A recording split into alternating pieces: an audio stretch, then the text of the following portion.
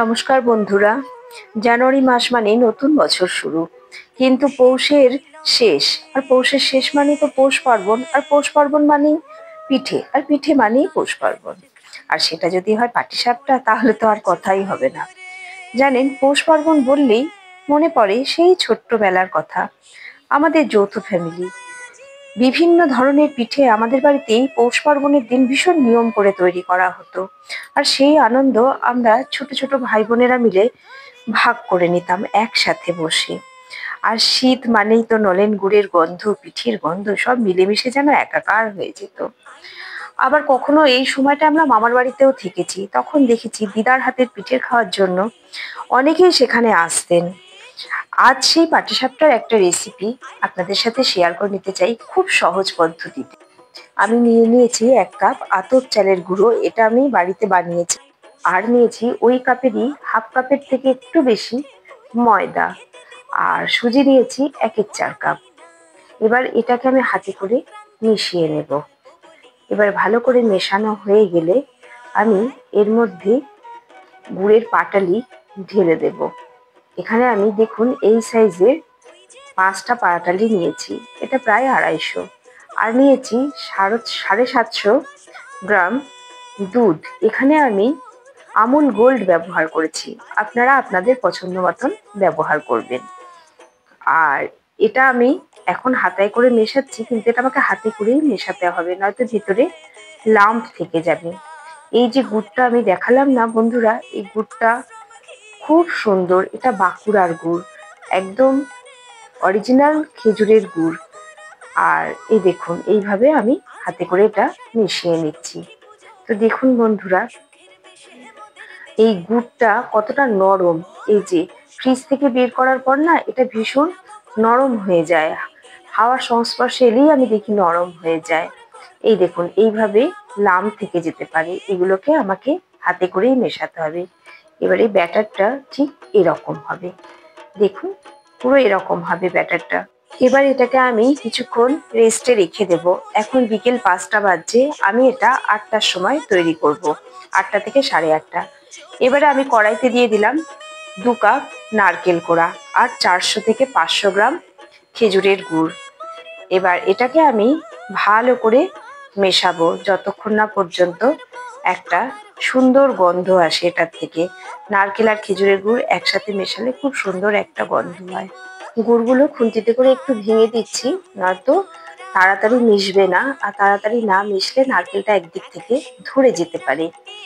তবে এইটুকু ব্যাটারের জন্য এতটা পুর কিন্তু আমার লাগবে না, এই পুরটা আমার থেকেই যাবে, কারণ এখন তো রেগুলারই প্রায় পিঠে হতেই থাকবে। তবে চাইলে এর মধ্যে খোয়া ক্ষীর বা অনেকেই সন্দেশ টন্দেশ ব্যবহার করে থাকে, সেটা করতেই পারেন। তবে আমাদের বাড়িতে এরকম প্লেন পাটিসাপটা খেতেই সবাই বেশি পছন্দ করে। এবার দিয়ে দেবো একটু এলাচের গুঁড়ো, গুড়ের গন্ধটা আরো সুন্দর হওয়ার জন্য।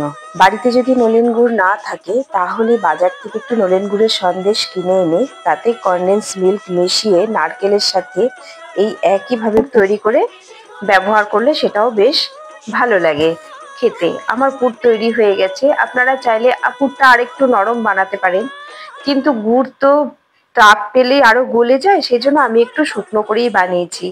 আমার ব্যাটারটা রেডি হয়ে গেছে, দেখুন ঠিক এরকম হয়েছে। ব্যাটারটা খুব সুন্দর হয়েছে, আর ভেতরে লাম্পও নেই। এবার আমি একটা ধোসা তাওয়া নিয়েছি এখানে। এবার এই তাওয়াতে একটু দেশি ঘি ব্রাশ করে দেব। এবারে আমি 1 হাতা ব্যাটার দিয়ে এটাকে আমি স্প্যাচুলার সাহায্যে ছড়িয়ে নেব। আচ্ছা বন্ধুরা, আপনাদের কাছে যদি এরকম ধোসা তাওয়া না থাকে, সেক্ষেত্রে আপনারা রুটির তাওয়া বা কড়াইতেও করতে পারেন, কিন্তু একটা শুকনো লঙ্কাকে এই তাওয়া বা কড়াইতে তেল ঢেলে ভালো করে পুড়িয়ে ভেজে নেবেন, তাহলে এটা ব্যাটারটা আর কড়াইতে বা তাওয়াতে লেগে যাবে না। এবারে পুরটা আমি সাইড দিয়ে দেব, যাতে রোল করার সময় অসুবিধা না হয়, তার জন্য আমি ঠিক এইভাবে গুড়টা দেব। এবার আমি স্প্যাচুলার সাহায্যে আস্তে আস্তে এটাকে উল্টাবো। আমি এখানে 2টো হাত লাগিয়েছি, আপনারা চাইলে একটা চামচের সাহায্য নিতে পারেন, কিন্তু আমার হাতেই বেশি সুবিধা হয়। এইভাবে আমি আস্তে আস্তে পাটিসাপটাটা রোল করে নিলাম। এবারে আমি এটাকে খুব আলতোভাবে প্লেটে তুলে নেব। ঠিক এইভাবে স্প্যাচুলার সাহায্যে আমি তুলে নিলাম। তো আবার দ্বিতীয় পিঠেটাও আমি এইভাবেই তৈরি করব। দেখুন বন্ধুরা কি সুন্দর, আমি তাওয়াটা এবারে ঘুরিয়ে গোল করে আপনাদেরকে দেখাচ্ছি। খুব সুন্দর, খুব সহজ একটা পদ্ধতি। যারা কখনো বানাননি তারাও একবার এইভাবে বানিয়ে দেখবেন। খুব সুন্দর এবং একটা অতি সহজ পদ্ধতি এবং খেতেও খুব সুস্বাদু হয়। এইভাবেই একটা একটা করে সমস্ত পাটিসাপটাগুলো আমি বানিয়ে ফেলবো। ১২ মাসের ১৩ পার্বণের মধ্যে পৌষ পার্বণও একটা পার্বণ। এই পার্বণ এক একজনের বাড়িতে এক এক রকম ভাবে পালন করা হয়। যেমন আমার শ্বশুর বাড়িতে এটা পৌষ পার্বণটা পালন করা হয় লক্ষ্মী পুজো দিয়ে। আমাদের লক্ষ্মী পুজো দিতে হয় এবং রাত্রে সবাই শোয়ার পর দুয়ারে দেখুন কি সুন্দর ধোঁয়া উঠছে পিঠের থেকে। দুয়ারে দিনের বেলায় আলপনা দিয়ে রাখতে হয়, তাতে আবার চালের গুঁড়ো দিয়ে বিভিন্ন রকমের গোবরের মণ্ড বা বিভিন্ন ফুল টুল দিয়ে ছড়া বলে পৌষকে আগলানো হয়, অর্থাৎ মা লক্ষ্মীকে আগলে রাখা হয়। এইভাবে আমাদের পৌষ পার্বণ পালন করা হয়। তো বন্ধুরা, আপনাদের কার বাড়িতে কিভাবে পৌষ পার্বণটা পালন করা হয় সেটা যদি আমাকে কমেন্টসে জানান, আমার খুব ভালো লাগবে। আর আমার ভিডিওটা যদি আপনাদের একটুও ভালো লেগে থাকে তাহলে আমার ভিডিওটাকে অবশ্যই লাইক করবেন আর চ্যানেলটাকে যেন সাবস্ক্রাইব করতে ভুলবেন না প্লিজ। আর বিভিন্নভাবে আনন্দ আমি আপনাদের সাথে শেয়ার করতে চাই, তবে আপনাদেরও আমার সাথে থাকতে হবে। দেখুন কি সুন্দর সোনালি রঙের হয়ে গেছে এই পিঠে।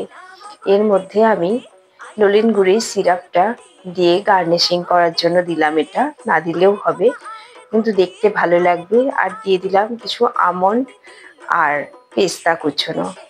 তো বন্ধুরা, আজকের মতো আসছি। আপনারা সবাই সুস্থ থাকবেন, ভালো থাকবেন। এই ঠান্ডার সময়ে আপনারা সাবধানে থাকবেন। আজকের মতো আসি, টাটা।